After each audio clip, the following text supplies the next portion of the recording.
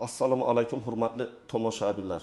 Agar siz 65 yoshdan oshgan bo'lsangiz yoki ota-onangiz, buvingiz, bobongiz pensioni bo'lsa, bugungi ma'lumot sizga bevosita tegishli. 2026 yilda pensiya masalasida eng ko'p xato aynan bitta joyda bo'ladi. Odam o'zini qaysi guruhga kirishini bilmaydi. Shuning uchun o'ziga tegishli qo'shimcha to'lov, ustama, qayta hisob-kitob yoki imtiyozni so'ramay yuradi. Men bugun pensionerlarni amaliy jihatdan 4 ta guruhga ajratib tushuntiraman.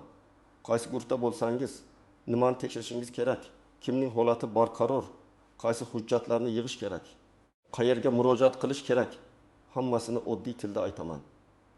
Videoni hozirroq saqlab qo'ying, like bosing va kanalga obuna bo'ling. Chunki bu mavzu faqat bitta pensionerning emas, butun oilaning byudjetiga ta'sir qiladi. Ko'pincha farzandlar bilmagani uchun ota-onasining pensiyasi yillar davomida kam hisoblangan bo'lib qoladi. Oldin ko'pchilik pensiyani shunday tasavvur qilardi. Yoshga yetdingiz, hujjat topshirdingiz, pensiya tayinlandi, tamom. Keyin har oy kartaga tushadi yoki naqd beriladi. Ko'pchilik davlat o'zi biladi, menga qancha chiqsa shu to'g'ri deb o'ylardi. Lekin amalda pensiya miqdori faqat yoshga bog'liq emas. U mehnat staji, rasmiy ish haqi, arxivdagi ma'lumotlar, imtiyozli davrlar, nogironlik holati, qaramog'ida bo'lgan shaxslar ishlashda davom etish, qayta hisoblashga ariza berish, yashash manzili va hatto hujjatlardagi bitta harf xatosigacha bog'liq bo'lishi mumkin. 2026 yilga kelib eng muhim o'zgarish shuki, pensiya tizimida elektron ma'lumotlar roli yanada kuchaydi. Ya'ni men falon joyda ishlaganman deyishning o'zi yetarli emas. Tizimda ko'rinishi yoki arxiv hujjati bilan tasdiqlanishi kerak. Oldin ayrim joylarda mehnat daftarchasi asosiy dalil bo'lgan bo'lsa, hozir elektron baza. Soliq to'lovlari, ish beruvchining hisobotlari, arxiv ma'lumotlari va shaxsiy hujjatlar bir-biri bilan solishtiriladi. Shu yerda katta muammo chiqadi. Masalan, bir odam 4 yil ishlagan, lekin elektron bazada 22 yil ko'rinadi. Yoki ayol kishi bolalar parvarishi davrini stajga qo'shtirishni unutgan. Yoki erkak kishi zavodda zararli sharoitda ishlagan, lekin imtiyozli staj tasdiqlanmagan. Yoki pensioner ishlashda davom etgan, lekin qayta hisoblash uchun ariza bermagan. Natijada odam har oy 100 ming, 300 ming, ba'zan undan ham ko'proq pulni yo'qotib yurishi mumkin. Shuning uchun men pensionerlarni 4 ta amaliy guruhga ajrataman. Bu guruhlar sizga men qayerdaman, nimani tekshirishim kerak degan savolga javob beradi. Birinchi guruh bu eng katta guruh. Bular yoshga doir pensiyaga chiqqan, kerakli staji bor. Hozir ishlamayotgan yoki ishlasa ham asosiy e'tibori avvalgi staj va ish haqi asosida tayinlangan pensiyaga qaratilgan fuqarolar. 65 yoshdan oshgan ko'pchilik aynan shu guruhga kiradi. Bu guruhdagi eng muhim savol. Pensiyangiz tayinlanganda barcha stajlaringiz hisobga olinganmi? Men amaliyotda ko'p ko'raman. Odam 1978 yildan 2008 yilgacha turli korxonalarda ishlagan bo'ladi. Mehnat daftarchasida yozuv bor. Lekin bitta korxona nomi o'zgargan, ikkinchisi tugatilgan, uchinchisining arxivi boshqa tumanga o'tgan. Pensiya tayinlanayotganda xodim mavjud ma'lumot bo'yicha hisoblab bergan, lekin keyin arxivdan qo'shimcha ma'lumot topilsa, pensiya qayta ko'rib chiqilishi mumkin. Masalan, Toshkent viloyatida yashovchi Alun taksi yoshli erkakni olaylik. U 25 yil zavodda 7 yil qurilish tashkilotida ishlagan. Pensiya tayinlanganda 25 yil ko'ringan. 7 yil arxivdan tasdiqlanmagan. Odam bo'ldi, menga shuncha chiqdi deb yuravergan. Keyin farzandi arxivga so'rov yuboradi. Eski ish haqi ma'lumotnomasi topiladi. Natijada uning umumiy staji va o'rtacha ish haqi qayta hisoblanadi. Har oygi pensiyasi o'sishi mumkin. Eng achinarlisi, ko'pchilik bunday imkoniyat borligini bilmaydi. Yana bir misol, 66 yoshli ayol 3 nafar farzand tarbiyalagan. U 20 yil rasmiy ishlagan, lekin bola parvarishi davrlari qaysi tartibda stajga qo'shilganini tekshirmagan. Ba'zi davrlar hujjat bilan tasdiqlansa, pensiya hisobida ahamiyatli bo'lishi mumkin. Agar tug'ilganlik haqidagi guvohnomalar, nikoh familiyasi o'zgargan bo'lsa, nikoh guvohnomasi, mehnat daftarchasi va arxiv ma'lumotlari to'liq bo'lsa, holat qayta ko'riladi. Bu guruhda kim xavotir olishi kerak? Pensiyasi juda kam bo'lganlar, mehnat daftarchasida ko'p ish joyi bo'lganlar, sobiq kolxoz, sovxoz, zavod, qurilish, tibbiyot, ta'lim yoki transport sohasida ishlaganlar, ish joyi tugatilganlar. Familiyasi bir necha marta o'zgargan ayollar, harbiy xizmat yoki maxsus davrlar hisobga olingan, olinmaganini bilmaydiganlar albatta tekshirish kerak. Kim uncha xavotir olmasa bo'ladi.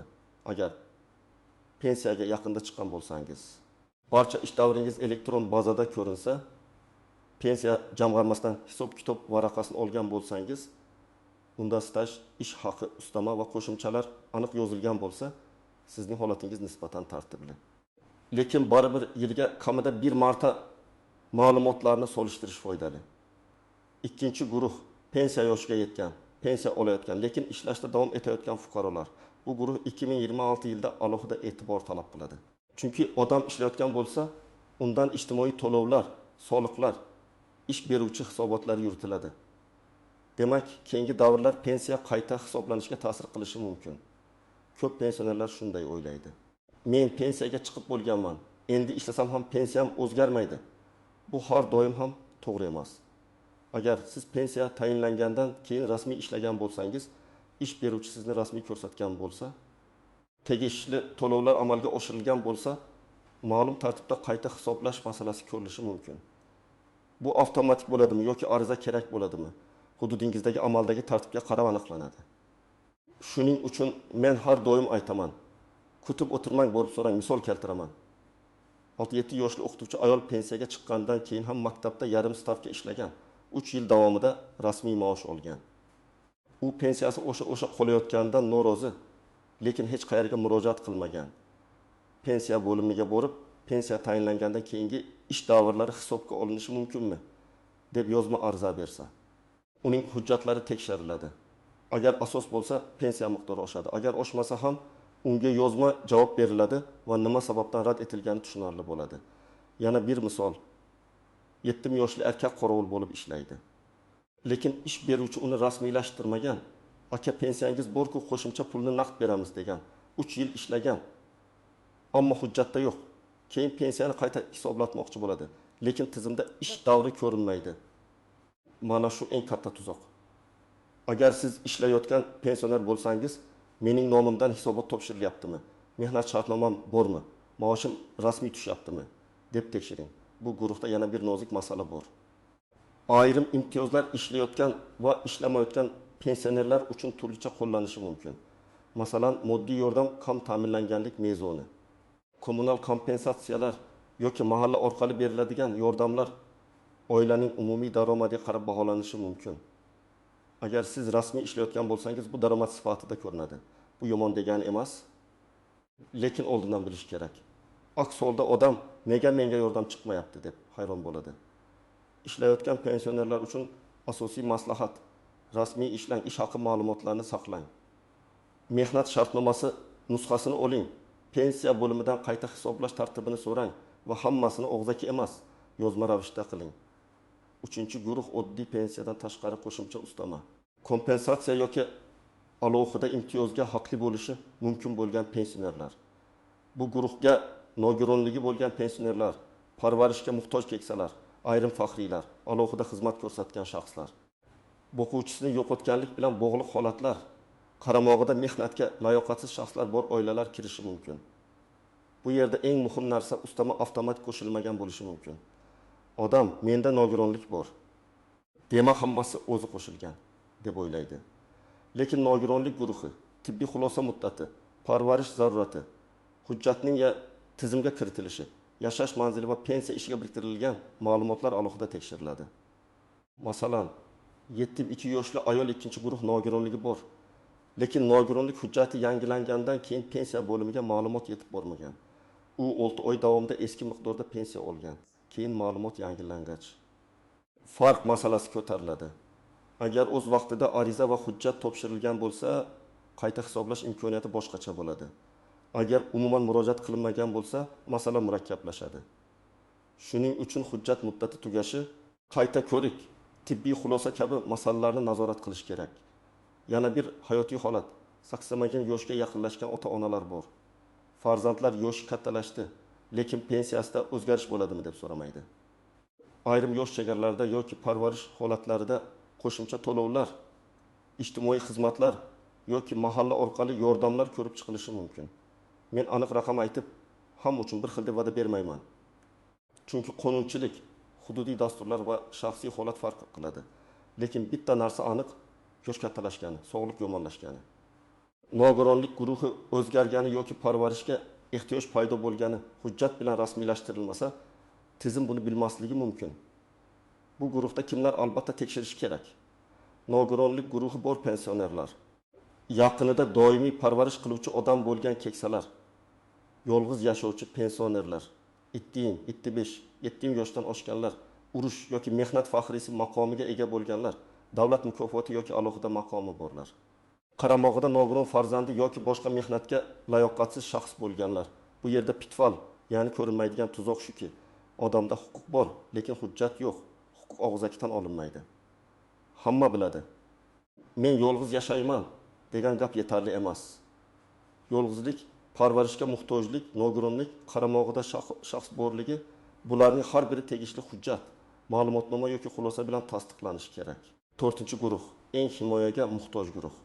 Bular mehnat staji yetarli bo'lmagani uchun to'liq yoshga doir mehnat pensiyasi emas, balki kam miqdordagi pensiya yoki ijtimoiy nafaqa oladigan keksalar bo'lishi mumkin. 65 yoshdan oshgan, lekin umri davomida norasmiy ishlagan, uy bekasi bo'lgan, bozorda, tomorqada, mavsumiy ishda ishlagan, hujjatli staji kam bo'lgan odamlar aynan shu guruhga tushib qoladi. Bu guruhda eng katta xato. Odam menda staj yo'q, demak hech narsa qilib bo'lmaydi, deb taslim bo'ladi. Aslida har doim tekshirish kerak. Balki staj bor, lekin tasdiqlanmagan. Balki eski ish joyidan arxiv hujjati topiladi. Balki kolxozdagi mehnat daftarchasi, ish haqi qaydnomasi, buyruq nusxasi, kasaba uyushmasi hujjatlari yoki boshqa tasdiqlar mavjud. Balki ayol kishining bola parvarishi, turmush o'rtog'i bilan bog'liq ayrim davrlar yoki boshqa qonuniy asoslar ko'rib chiqilishi mumkin. Har bir yil, ba'zan har bir oy ahamiyatli bo'ladi. Misol uchun 69 yoshli ayol butun umr qishloqda yashagan. Rasmiy ishlamaganman deb o'ylaydi. Lekin 1940 yillarda sovxoza paxta mavsumida doimiy brigada bo'lgan, keyin fermada ishlagan. Mehnat daftarchasi yo'qolgan. Farzandlari arxivga murojaat qiladi. Eski ish haqi ro'yxatlari topiladi. Bu hujjatlar pensiya ishiga qo'shilishi mumkin. Natijada uning holati ijtimoiy nafaqadan mehnat stajiga asoslangan hisob-kitobga yaqinlashishi yoki miqdori oshishi mumkin. Har bir holat alohida ko'riladi, lekin imkoniyatni tekshirmaslik eng katta yo'qotish. Yana bir misol, 56 yoshli erkak uzoq yillar ustachilik qilgan, lekin ko'p davrda patent, soliq yoki rasmiy ro'yxat bo'lmagan. Keyingi yillarda yakka tartibda ishlagan davrlari bo'yicha soliq to'lovlari bor. Agar bu davrlar tizimda aks etgan bo'lsa, ular pensiya masalasida ahamiyatli bo'lishi mumkin. Agar aks etmagan bo'lsa, tegishli soliq organi, bandlik organi yoki arxivdan ma'lumot olishga to'g'ri keladi. Bu guruhdagi odamlar uchun yana bir muhim yo'nalish pensiyadan tashqari ijtimoiy yordamlar.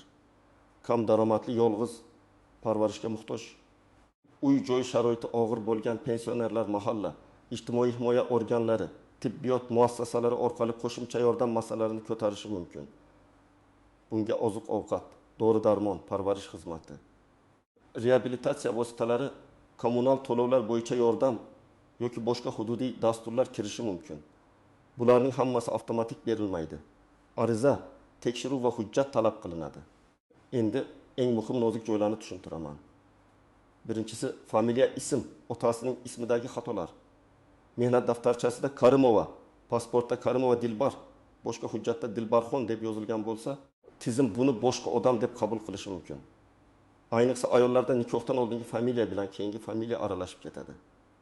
Bunday holatda nikoh guvohnomasi, ajrim guvohnomasi, tug'ilganlik haqidagi guvohnoma, arxiv ma'lumotnomasi bir-biriga bog'lab berilishi kerak. Ikkinchi nozik masala arxiv hujjatlarining sifati. Eski korxona tugatilgan bo'lsa, uning hujjatlari qayerga topshirilganini aniqlash kerak. Tuman arxivi, viloyat arxivi, idoraviy arxiv yoki korxonaning huquqiy vorisi bo'lishi mumkin. Ba'zan bitta ma'lumotnoma yetmaydi. Ishga qabul qilish buyrug'i, ishdan bo'shatish buyrug'i va ish haqi ma'lumotnomasi alohida so'raladi. Agar faqat ish joyi ko'rsatilsa-yu, ish haqi ko'rsatilmasa, pensiya miqdoriga ta'siri boshqacha bo'lishi mumkin. Uchinchi masala og'zaki javobga ishonib qolish. Sizga bo'lmaydi, kerak emas. Baribir oshmaydi degan gapni eshitib qaytib ketmang. Men har doim yozma ariza berishni maslahat beraman. Yozma arizaga yozma javob bo'ladi. Yozma javobda sabab ko'rsatiladi. Agar sabab noto'g'ri bo'lsa, yuqori tashkilotga yoki sudga murojaat qilish imkoniyati paydo bo'ladi. 4-masala ortiqcha to'lov xavfi. Ba'zi odamlar faqat oshirish haqida o'ylaydi. Lekin ma'lumotlar tekshirilganda oldin noto'g'ri qo'shilgan davrlar ham aniqlanishi mumkin. Shuning uchun hujjatlarni tartibli tayyorlash kerak. Agar sizda shubhali tasdiqlanmagan, bir-biriga zid hujjatlar bo'lsa, avval mutaxassis bilan maslahatlashib, keyin topshirgan ma'qul. Maqsad qo'rqitish emas, maqsad hammasini qonuniy va aniq qilish. 5-masala yashash manzili va bank kartasi. Pensioner boshqa tumanga ko'chgan, lekin ro'yxatni yangilamagan bo'lishi mumkin. Bank kartasi muddati tugagan, telefon raqami o'zgargan, ishonchnoma muddati tugagan bo'lishi mumkin. Natijada pensiya tushish kechikadi yoki odam pensiyamni to'xtatishdi deb o'ylaydi. Aslida texnik yoki hujjat bilan bog'liq muammo bo'ladi. Ayniqsa yotib qolgan, o'zi bora olmaydigan keksalarda ishonchnoma. Parvarish hujjatlari va bank masalalari oldindan tartibga solinishi kerak. Endi men sizga aniq reja beraman. Birinchi qadam, pensiya hujjatlaringizni bitta papkaga yig'ing. Pasport yoki ID karta nusxasi, pensiya guvohnomasi, mehnat daftarchasi, harbiy bilet bo'lsa u, nikoh yoki familiya o'zgarishini tasdiqlovchi hujjatlar, farzandlarning tug'ilganlik guvohnomalari, nogironlik ma'lumotnomasi, arxiv ma'lumotlari. Ish haqi to'g'risidagi ma'lumotnomalar hammasini alohida joyga qo'ying. Ikkinchi qadam, pensiya bo'limidan yoki tegishli vakolatli organdan pensiyangiz qanday hisoblanganini ko'rsatadigan ma'lumotni so'rang. Sizga umumiy miqdor emas, aynan nimalar hisobga olinganini bilish kerak. Necha yil staj, qaysi davrlar, qaysi ish haqi, qanday ustama, qanday chegirma yoki qo'shimcha bor. Agar siz buni bilmasangiz, pensiyangiz to'g'ri yoki noto'g'ri ekanini baholay olmaysiz. 3-qadam. Mehnat daftarchangizni real hayotingiz bilan solishtiring. Men qayerlarda ishlaganman deb ro'yxat tuzing. Masalan, 1979-1995 maktab, 1995-1992 kolxoz, 1997-2001 kasalxona, 2002-2010 xususiy korxona. Keyin pensiya hisobida shu davrlarning hammasi bormi, yo'qmi tekshiring. Agar biror davr yo'q bo'lsa, arxivga so'rov berish kerak. 4-qadam.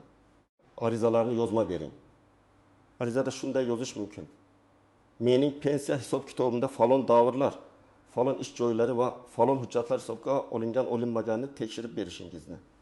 Asos bo'lsa, pensiyamni qayta hisoblab berishingizni so'rayman. Arizaga hujjat nusxalarini ilova qiling. Arizani topshirganingiz haqida kirim raqami yoki tasdiq oling. 5-qadam.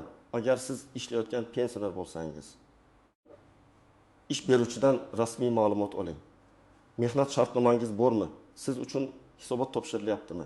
Ish haqi rasmiy o'tyaptimi? Soliq va ijtimoiy to'lovlar aks etyaptimi? Bularni tekshiring.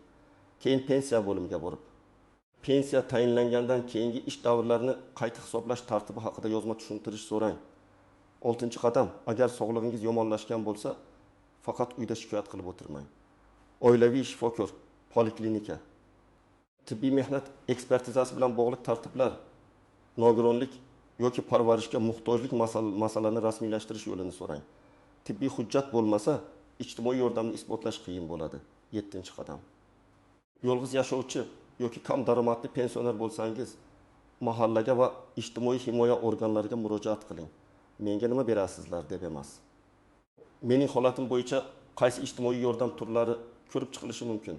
Qanday hujjat topshiraman deb so'rang. Daromad, oila tarkibi, sog'liq holati, uy-joy sharoiti haqida ma'lumotlar tayyor bo'lsin. 8-qadam. Farzandlar ota-onasining pensiya ishini tekshirishda yordam bersin. Ko'p keksalar arxivga bora olmaydi, onlayn xizmatlardan foydalana olmaydi, ariza yozishda qiynaladi. Bitta farzand bir kun vaqt ajratsa, ota-onasining har oygi daromadi oshishi yoki kamda hujjatlari tartibga kelishi mumkin. Demak, 2026 yilda 65 yoshdan oshgan pensionerlar o'z holatini 4 guruh bo'yicha tekshirishi kerak. Oddiy yoshga doir pensiya oluvchilar, ishlashda davom etayotgan pensionerlar, qo'shimcha ustama va imtiyozga haqli bo'lishi mumkin bo'lganlar, hamda staji yetmagan yoki minimal ijtimoiy to'lov oluvchi keksalar. Eng asosiy fikr shuki, pensiya miqdori bir marta tayinlandi, endi o'zgarmaydi degani emas. Staj topilishi mumkin, ish haqi ma'lumoti aniqlanishi mumkin, nogironlik yoki parvarish holati qo'shilishi mumkin, ishlagan davrlar qayta ko'rilishi mumkin. Lekin bularning barchasi hujjat. ariza va tekshiruv bilan bo'ladi. Izohlarda yozing. Siz yoki ota-onangiz qaysi guruhga kirasiz? Pensiyangiz hisob-kitobini hech tekshirtirganmisiz? Qaysi hujjatni topishda qiynalyapsiz? Men keyingi videolarda eng ko'p uchraydigan savollarga alohida javob beraman. Videoga like bosing, yaqinlaringizga yuboring va kanalga obuna bo'ling. Chunki bitta to'g'ri ma'lumot pensionerning har oygi daromadini oshirishi, hech bo'lmaganda adolatli hisob-kitobga erishishiga yordam berishi mumkin.